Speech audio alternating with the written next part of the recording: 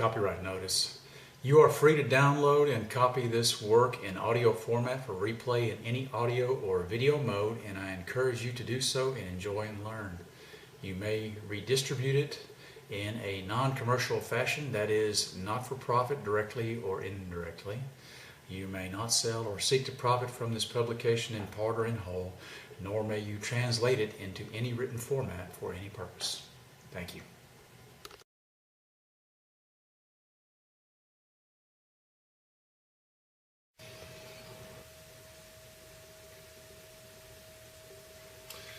Chapter 21 of the E-Novel survival novel, When the Walls Came Tumbling Down, as read by the author.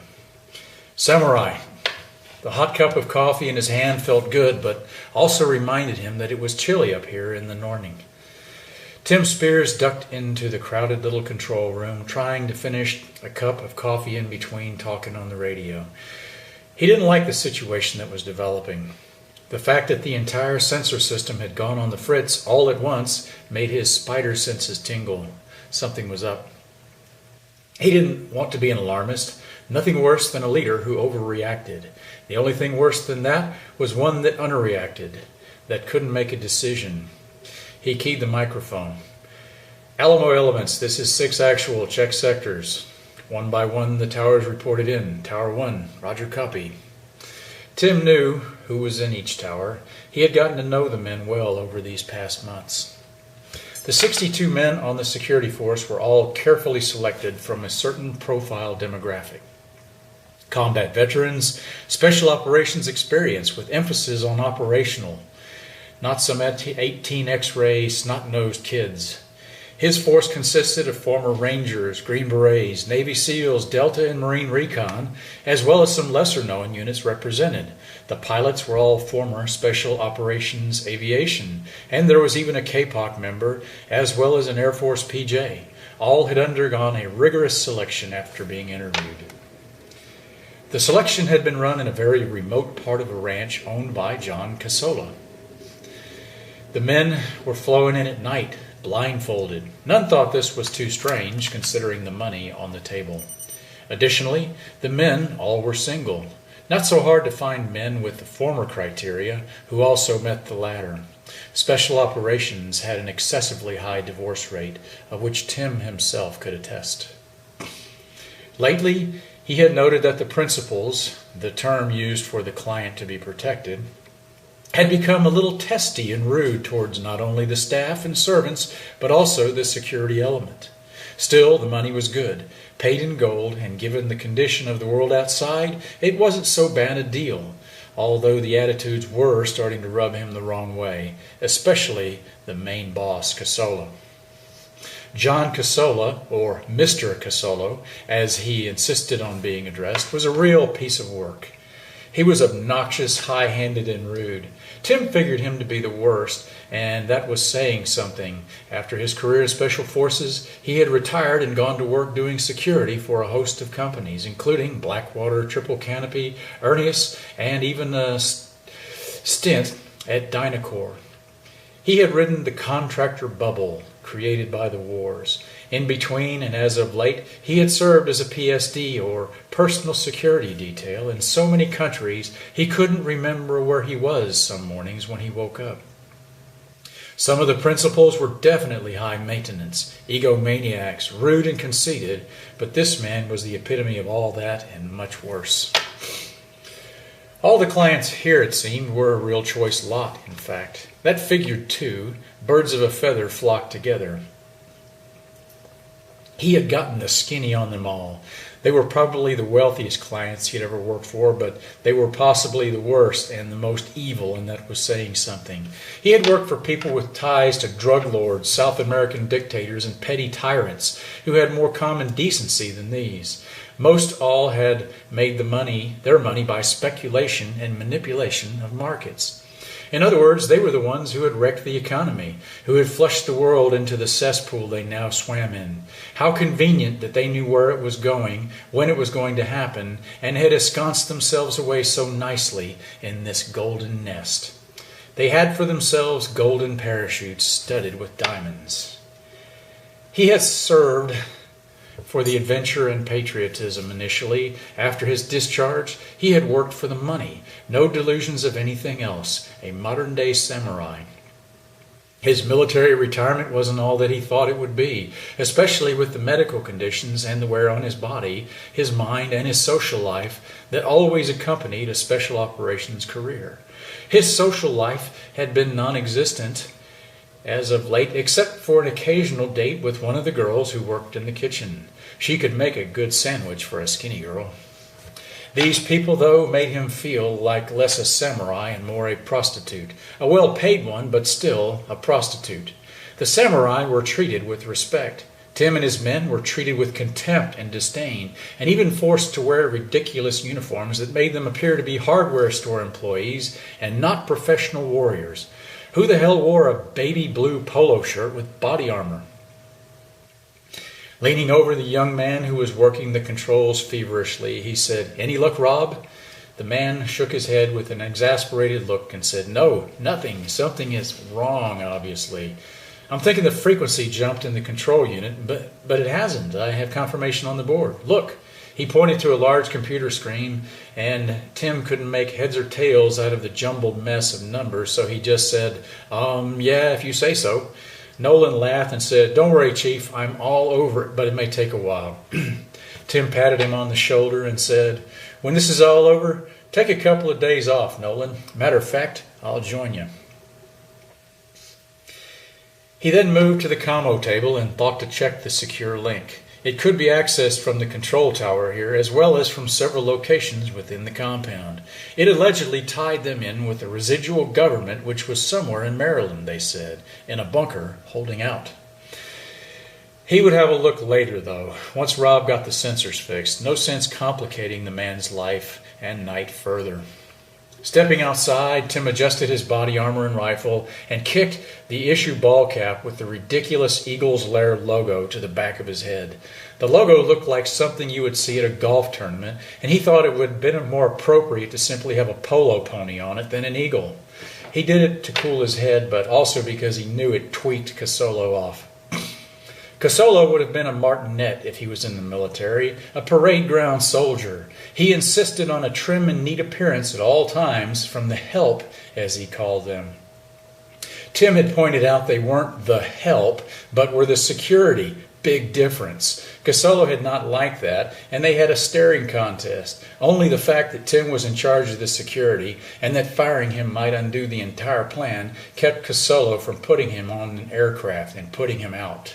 Tim chuckled when he wondered just who was going to fly that bird. Casolo didn't understand, you see, how deep the loyalty ran between brothers in the special operations community. Thicker than blood and gold.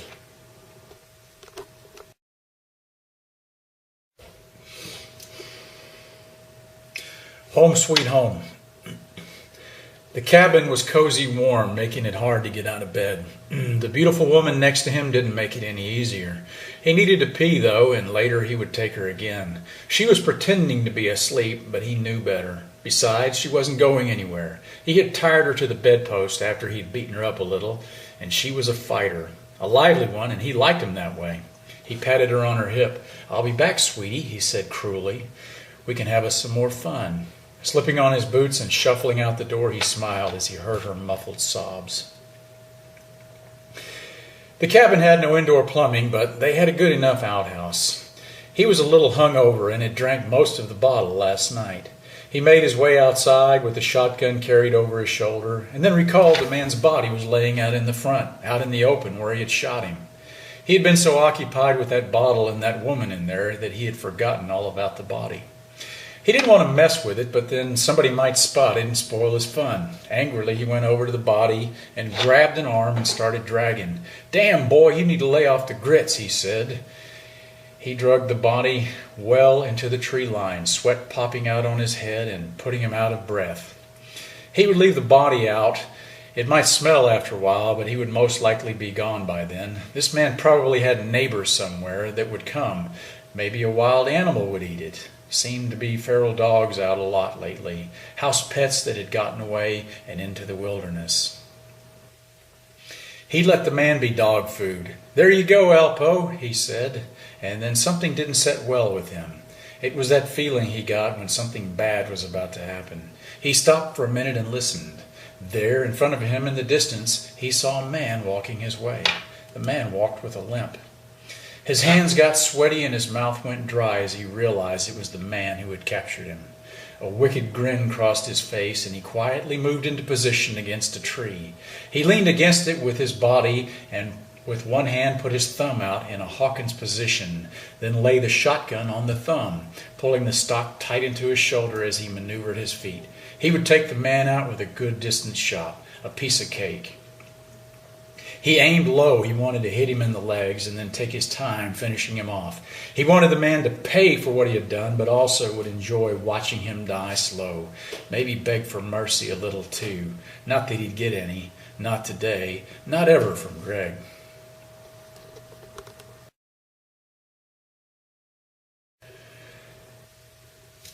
Sawbones. The doctor's office was in the back room of his house now. The hospital was no longer tenable, and several trips to the OR, operating room, and medical had gained Doc Taylor some of the necessary equipment, although the supplies and especially medicine were all gone. Still, it was a functional, if not rudimentary, setup. Clarence was brought in gently by Phelps and Leroy, with Rosemary tending to him and holding his hand. Rosemary had earlier greeted the doc coyly, and he acted completely disinterested. Leroy noted, however, how the doc's eyes followed her a bit, and he smiled. Yep, Rosemary had the doc all right, just like she had promised. Still, the doc made it crystal clear that he had no supplies. Rosemary had asked sweetly, "Not even for me?" "Rosie," he said, "I have nothing left. We are having to boil linens and even use poultices. Do you know I could lose my license for that?" She retorted quickly, "For what? For saving lives? For making do? I doubt that. Now calm down, David." Leroy's eyebrows went up at that one. So they were more than just co-workers. Interesting. As the doc was saying no, he was also washing his hands, indicating he had decided to help after all. Rosemary leaned over Clarence and said in a whisper, "Don't worry, sweetie. Doc is good, and he'll do anything for a date with yours truly." Then added with a wink, "And we won't tell him he doesn't have to try all that hard." Clarence smiled despite his pain, and the doc reached into a drawer and pulled out a vial. Rosemary recognized it at once. Morphine. "Oh, David, you do love me after all," Rosemary exclaimed, and Doc said, "Don't get carried away, nurse. This isn't for you. It's for the patient." Leroy saw that he said it with a bit of a smile despite his gruff demeanor. They sat to work, and it was obvious they were a good team. Leroy wondered if others out there were also practicing medicine in homes and cabins. Probably so. Several hours later, the doc was finished setting the bone. He had done surgery and was very afraid of the proximity of the compound fracture to the femoral artery. To nobody in particular he had spoken while he did the surgery. Finished, he let Rosie stitch Clarence up, and Clarence woke up a bit later in some pain, but he did not complain. He had felt guilty with them using that precious morphine on him, but he hurt so much that he could not have refused it either. Clarence would live, at least as much as the rest of us, day by day for now.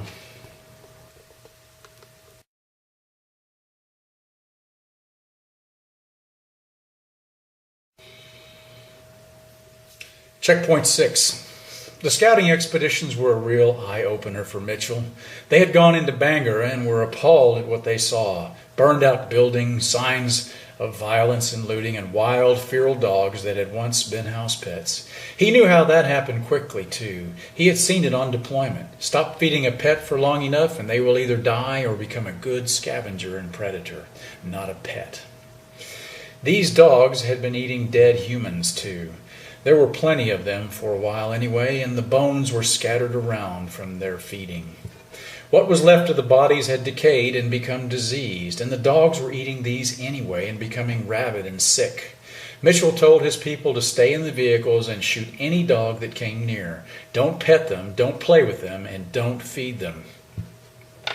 Today, though, they were scouting far ahead of the main body to the north with his vehicle in another Humvee. They were in uniform, something Ox had insisted on when in convoy or doing raids because it helped them avoid trouble. The road they would take led them to the west and then north. They had earlier passed through Washburn and then New Sweden on the scouting patrol. Both towns appeared almost desolate, although Mitchell noted some crops in the field. A good sign, but nothing to eat just yet. They would take 161 north now, and then cross through a tiny little town hardly on the map called Stockholm.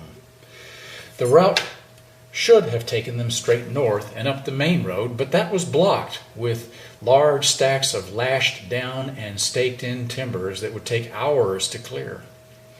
A detour sign pointed back up 161 north, and when they came to the next road headed that way, they turned right and just around the bend came to a checkpoint. It was manned by someone wearing a uniform and also had a badge and a gun. He had a radio and he called in the convoy on the radio.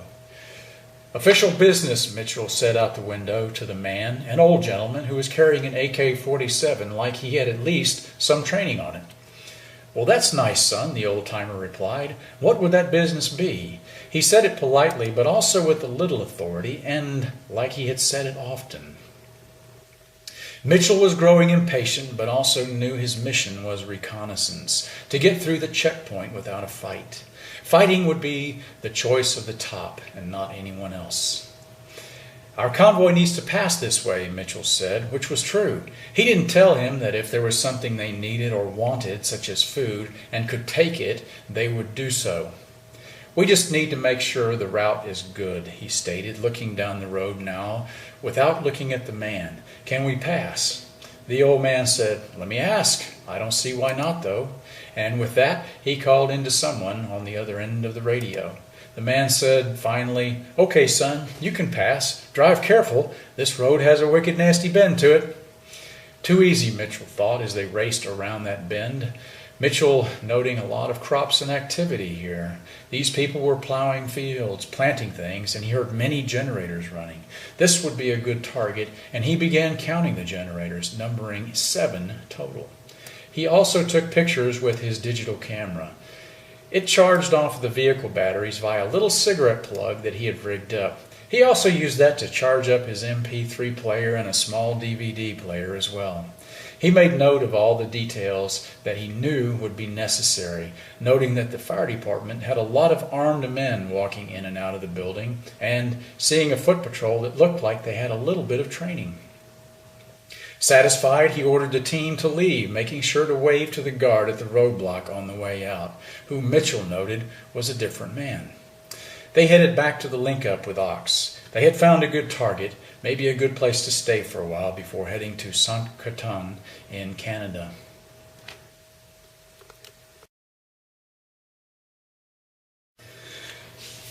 The cure. The air seemed almost surreal, and the sun kissed the ionosphere high overhead, creating a strange grayish hue. The period known as BMNT, or Before Morning Nautical Twilight. The sun was not visible, but its promise of hope touched the sky far above long before the people below saw it creep over the horizon. The sun was like a promise. It filled people with hope. Scientists had proven that sunlight had a profound effect on the mood of people, and standing in the deep dark forest, Danny hoped so. The attack would kick off in just a few minutes. All through the night, the members of the Fallen had moved up quietly into position. This point was stressed repeatedly during the rehearsals and again at the final briefing. Silence, absolute silence. It was repeated one time more just before everyone broke down into their separate teams and groups and were led into position by Dirty and the Snake. Danny had worried that someone might screw up and break noise or light discipline. To his knowledge, though, their presence still remained a secret from the inhabitants and, most importantly, from the security detail of the Eagle's Nest. From the slight hillock, Danny had a commanding view of the panorama in front of him. The wire had gotten a look at some of the sensors. He knew they operated on a certain and very specific frequency, and they were wireless. Using his monkey scrambler, a very high-tech device they had acquired from the military, he set up one of the radios to transmit at that precise frequency, and just a few hours before the raid had switched it on. Because all the sensors went out at once, they did not send anyone to check them. Rather, they presumed the error lay in the main control center, and the wire had watched as teams of technicians scrambled around and then went into the command bunker. The radio made a slight shh noise indicating someone was keying their handset. Danny's heart raced as he feared it might be bad news. Hawk 6, this is Raven 6, all units ready, over, came the terse message from Big Mike. Mike had chosen bird names for the call signs, and the C2, or Command and Control section, were Hawk. The ground assault team, led by Mike, would be called Raven, and the base of fire, led by the Snake, would be Buzzard. Roger, stand by, Hawk 6 out, Danny replied. He would wait exactly 2 more minutes before the command was given, and then all hell would break loose. Danny thought over the plan. It was a good one. He and Mike knew from their past raids on their competitors that this one was far above and beyond anything they had ever attempted. They both knew there would be casualties, including deaths, and that even they might be among them. The 2 men had shook hands at the assembly area before each had moved into his position. Mike was with the assault element, Snake was with the base of fire, and Dirty was with the diversion. The base of fire had a tough nut to crack. They would initiate fires on all the towers, which were somewhat hardened, but only for small arms fire. Armor-piercing ammunition for machine guns would render the tower CI, or combat ineffective, in short order, and would be supplemented by accurate fire from rifles, including many bolt-action hunting rifles that the better marksmen would be wielding. Danny wanted accurate fire. He did not want the compound damaged any more than necessary, especially the solar panels and power-generating equipment. The wire had accompanied the base of fire element and had shown the Snake which parts of the compound were most crucial for the solar systems. He had pointed out that not only were the panels important, but also the battery banks and, above all, the control elements. The fuel bunkers and other protected targets were also clearly explained to both elements, which would make this even more difficult to accomplish. The base of fire consisted of 45 men. The command and control element of 5 plus the women who set up the aid station. If anyone was badly shot, though they all knew it was a foregone conclusion. Still, they had morphine and it would be an easy death. A death among friends too, among comrades. The plan was very simple and yet had some elaborate portions to it. It would consist of a base of fire designed to pin down and neutralize the towers as their primary objective. When this was done, the individual guards and security would be engaged. The assault element would break into 2 sections when it breached the perimeter. One would secure the power generation and fuel stores as well as the 2 helicopters. The other section would flow through the compound and shoot any of the security on site as any of the members. The servants and technicians would be sifted out later, and Mike anticipated keeping many of them as they knew how to operate this place the best. There would be room for the fallen survivors to occupy the homes and the members. Mike checked his watch, and when the second hand swept past the top of the dial, he picked up the radio with shaking hands and said, all stations, execute, execute, execute." Immediately, the sound of machine gun fire ripped through the muffling blanket of wet air, sending out a weird report as it echoed across the valley, destroying the eerie morning silence. The guns each ripped off long bursts on their primary targets, which was a standard Ranger tactic during an assault. It not only let everyone know that the raid was definitely on, but also that this was not an accidental misfire. Equally, it gave the shooters and the assault element a sense of confidence. Danny watched through his binoculars now and saw a ball of flame erupt on the opposite side of the compound, just inside the far tree line. Dirty had done his job excellently, igniting 5 gallons of gasoline that had been poured over stacks of dead limbs. Soon an inferno was raging, and this silhouetted the compound for both elements and also blinded the defenders to anyone on this side of the fire. Essentially, the bright light was at their back, and it made what to their front impossible to see with the naked eye. He watched as the first 4 towers were showered with machine gun rounds, which blew chunks of plaster and concrete off of them. broke through the bulletproof glass and stripped the building of its high-tech observation equipment. Each machine gun had been assigned a sequence of fire on the towers and would work them methodically until silenced. If one gun got stuck on a target, could not eliminate their threat, they would stay on the target until the other guns finished off their targets and would shift their fire for a concerted effort to reduce the holdouts. The base of fire was equally split into two elements, about a kilometer apart, so they could get slightly different angles of fire on the target and would not accidentally engage each other if placed too far apart, a serious consideration the snake knew when doing night fire. The two converging fields of fire would also help should they need to concentrate their fire on a single target.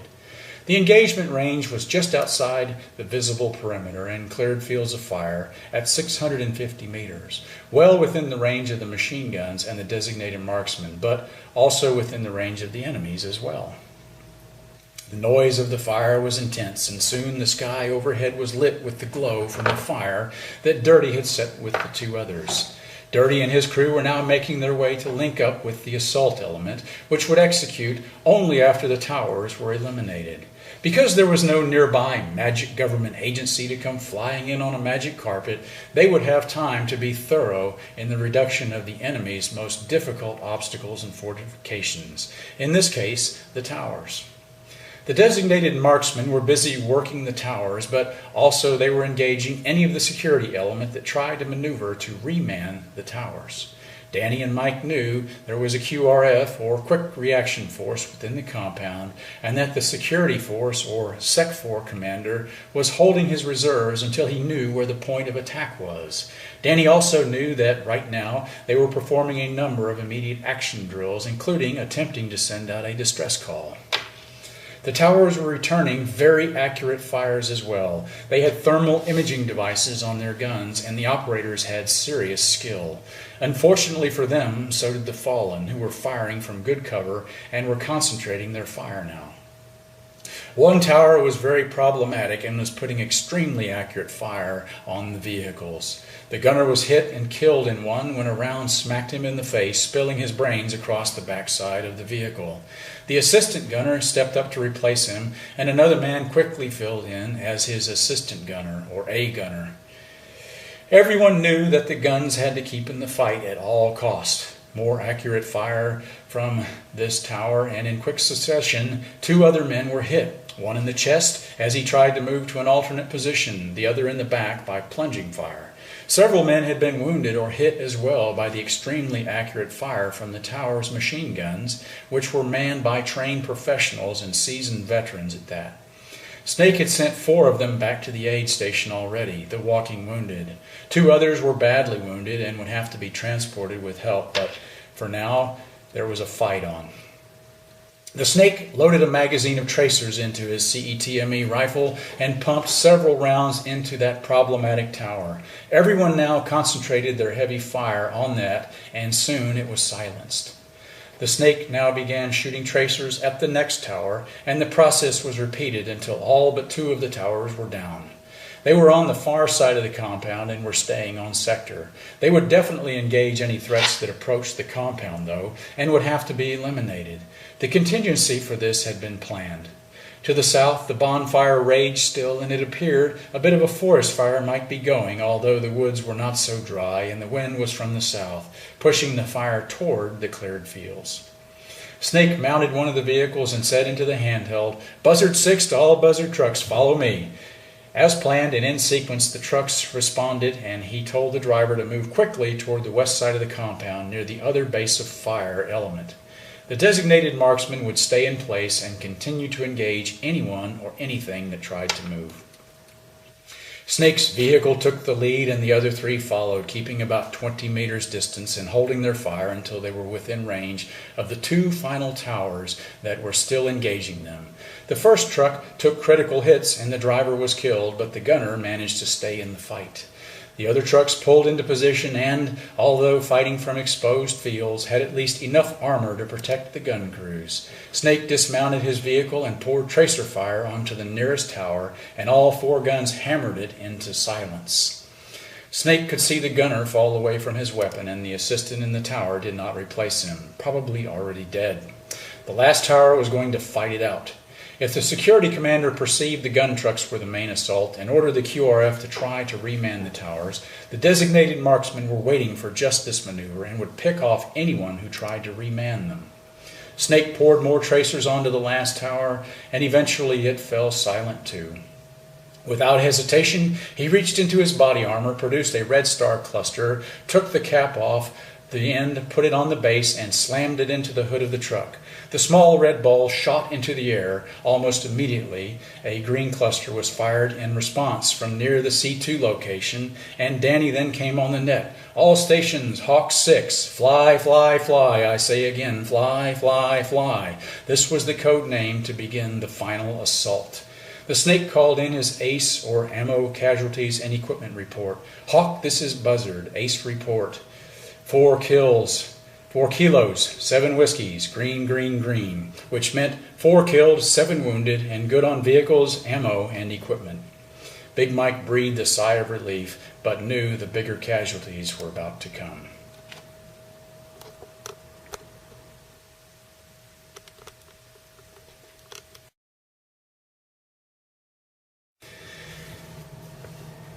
Evacuate. The sound of the warning siren woke John Casolo from his sleep. The maid was also startled and clutched the covers up around her neck in shame. She hadn't wanted to succumb to his advances, but didn't want to be put out either. Ah, the things these people would do to keep their jobs, he chuckled. He would have liked her to be a little more eager and passionate instead of cooperating out of fear, though. Perhaps he could get her to pretend. Yes, he would order her to do that. The siren was probably a false alarm, he thought, but then he could hear something else. It sounded like fireworks, and slowly he registered that it was gunfire, and quite a lot of it, too. Something smashed into the stained glass window of the French doors leading to the veranda and buried itself into the wall just above his head with a thunk, dropping pieces of plaster and dust onto him and the hardwood floors. For a moment, both of them looked at the dust swirling in the air from the 7.62 round before rolling onto the floor. At the same time, the butler rushed in. "Sir, the signal to assemble. I have your electric cart ready." His mind raced into high gear. Someone was attacking them. Who the devil would be doing that? This place was a complete secret, one they had spent millions of dollars keeping that way. It must have been one of those disgruntled servants that had quit, probably the one who had tried to extort them. Now the man was back and had brought his friends. John knew they would not succeed and vowed that he would pay for this, and pay dearly. He didn't know who he was messing with, this guy, what kind of connections John had. The butler was trying to guide him to the cart, but the fool didn't understand there was something that had to be done first. If this was an evacuation, he would need a few things. They had been told that they could only take a small suitcase with them and had been given an example size. Well, that was for the others, though. John was the brains behind the entire place. He would have to be made an exception. He rushed into the study and swung the hidden bookcase aside to reveal a large safe door. Quickly he spun the tumbler and entered. Inside was a large, heavy-duty footlocker with sturdy wheels. Into this he put nearly 200 pounds of gold, mostly in 1-pound small bars, as well as precious stones and platinum. Platinum was actually more valuable by weight, but gold tended to be easier to validate and trade with for some reason. He called for the butler, who grunted and tugged at the heavy suitcase. The weakling, John thought, and had to help him load this into the cart.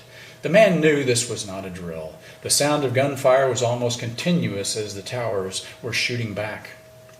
John was certain that they would not fail them. The security plan was the finest money could buy, but still, just in case, he would take what he would need to start over again.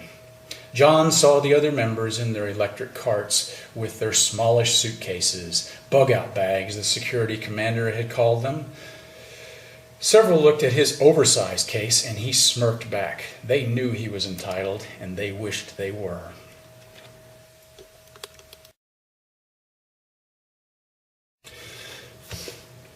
The warrior princess. The sun shone on the dog's sleek coat. She noted its tongue hang out a bit further. She was getting tired and thirsty, but they had to catch up with her man. She hurried her pace, and the dog kept up. In the distance she saw a wisp of smoke. The pig man would be going to that cabin, she was sure of it. He would need food, water, a gun, and a woman. They had been just like this in Nicaragua, too. They would come out of the jungles and raid the small villages. They were no different all over the world, the takers who thought they were entitled to something that wasn't theirs. She loved her man. He was so smart at times and such a fool at others. Now was a good example of the fool in him. He was going after a dangerous animal of a man and thought he would take him prisoner. When you hunted a bear or a wild pig, you did it with a gun, not a net. These Norte Americanos were such strange people sometimes. Her AR carbine was light in her hand, but it threw her off balance, and she constantly had to change hands as she ran with it at her side. She wore no armor plates either. Al would be furious if he knew this, but they were slowing her down. She was a good runner and felt the burn in her legs as she hit her stride. They were less than 1 kilometer from the cabin, and she could see a bit of its roof. Please, God, she breathed, a little prayer, let me be in time.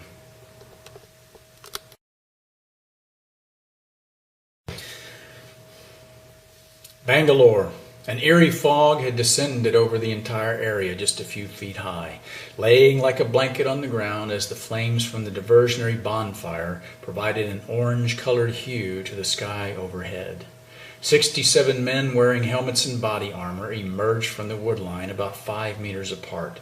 Bearded, tough, and brutal men, many of them ex-convicts, all of them fighters. 24 of these trailed behind the front rank and carried long pipes over their shoulders. When the green star cluster had burst in the air, they all appeared at once and moved quickly at a crouch toward the chain-link fence and concertina wire. There were multiple points of egress and entrance, but they did not want to bunch up. Big Mike had concocted a simple solution for this, the Bangalore torpedo. The Bangalore, essentially a shaped charge used for breaching obstacles in World War II, was a large pipe bomb that could be screwed end to end if necessary, and it was filled with C4 explosive. C4 was easy to make, and Big Mike had learned it as an 18 Bravo or Special Forces weapons sergeant. Essentially gunpowder and paraffin, but that wasn't necessary. The 6-foot sections of 3-inch PVC pipe were packed with gunpowder from the reloading supplies the Fallen had in large quantity. Each one was fitted with an electronic blasting cap that Big Mike had constructed as well. This was in turn hooked to a very simple washing machine timer with a battery. The men moved up near the wire just 30 feet away and then stopped. 12 of the men who were carrying homemade Bangalores rushed forward and pushed them through the concertina wire and up against the chain-link fence behind. They quickly attached the little timers, set them to 2 minutes, and ran back where they were, the others providing covering fire. Everyone went prone and put their hands over their ears. The gun trucks moved up now to either side of the long row of men. They would provide well-controlled covering fire. The security element inside were dressed in crisp khakis with light blue shirts, a feature chosen to make them more pleasing and less warlike to the inhabitants. They looked a bit like golf caddies or waiters than the professional security force they actually were. The Snake was concerned because, by his estimation, they still had a good 30 or more of them inside the compound and were as yet unaccounted for. When they did show, however, they would be easy to distinguish. The Fallen were dressed in black. Each man was responsible to report if the Bangalore he had set did not blow. If it did not detonate, they would have to leave a wide berth around it. If they had men up near when it did blow, you see, the concertina wire would make horrible shrapnel. The charges blew all within about 30 seconds of each other, and Mike waited until he got thumbs up from all men on all their charges before sending the next wave of Bangalores in. They came through set to blow the inner perimeter. They set their pipes against the chain-link fence, attached the timers, and set these for 2 minutes also. One man was having trouble with his, and Mike yelled at him to leave the charge and bring the detonator back. By bringing the detonator back, they would not have to worry about it accidentally working when Mike's teams were pouring through the breaches. Another ragged volley of explosions, and Mike and his team were up in a flash, each man running through the wire with the rest of their team. The teams each had specific missions now for parts of the compound. They would flow through, and the rules of engagement were loose. Shoot anyone who was a threat. Shoot anyone who was an occupant, but try not to shoot the technicians.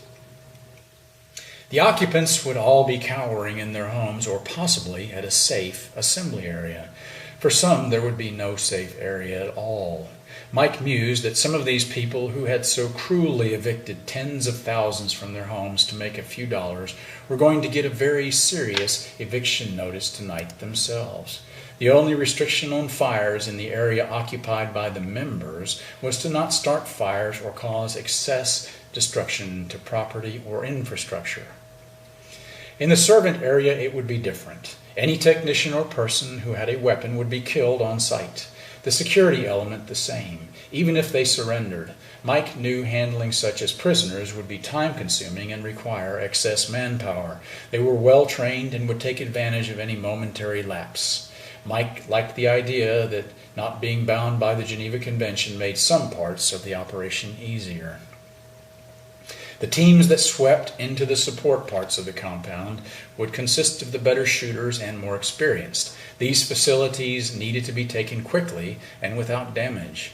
The designated marksmen were now moving up to form the tactical reserve for the assault force, leaving their scoped rifles on the gun trucks and grabbing their CETMEs instead. The gun trucks themselves drove through the larger breaches of the perimeter and staged themselves for support. Mike would call them into position if needed. Red Team, the team that went left, was led by the meanest and nastiest of the fallen. Mike had picked them because they would kill without remorse. Most of them were also single and would want to pick any of the women, the daughters or wives of the members, for themselves. Mike didn't have any feelings for or against this, but thought it was an unnecessary burden that Danny had put on the mission. Still, it was feasible, if not optimal. Their mission was to eliminate any of the members. Essentially, they were useless eaters. Mike had made a Frago change just before the raid and stripped out a half-dozen men to make up a blue team. Blue team headed toward the servant village. The technicians, however, were to be spared, but only if they offered zero resistance. The slightest thing would earn them a one-way ticket to hell. Mike anticipated they would have a few heroes in this group. Green Team, the most experienced and best shooters, headed for the power plant and fuel depot, and they would also be tasked with capturing the helicopters and hopefully the pilots. There were 2 heavy-lift twin-rotor helicopters and 1 scout bird. Danny wanted at least the scout helicopter if possible, but it was not an essential as not damaging the power plants or losing the technicians. As the assault elements were flowing through the target, the sound of helicopters being warmed up alerted him that they would have to expedite. Mike got on the radio. "Green Team, the helos are firing up. Stop them if you can." They had planned on this happening, and while they wanted to capture the helicopters, they also wanted to prevent them from flying away. The radio signal out had been jammed, so they could not alert anyone to their plight, but they would do so in person if they escaped. Danny knew that these people were connected with the remainder of the government that still functioned in hiding. He did not want them bringing someone back to recapture their little kingdom. He would show them the same mercy they had shown millions of people throughout the world as they worked them in dangerous sweatshops, as they looted their pensions, as they stole their homes and gambled the entire world economy into the toilet. The fallen weren't here for revenge tonight, but Danny figured there was nothing wrong with handing out a little righteous justice either. This has been Chapter 21 of the e-novel, survival novel, The Walls Came Tumbling Down, as read by the author. Tune in next Friday for Chapter 22.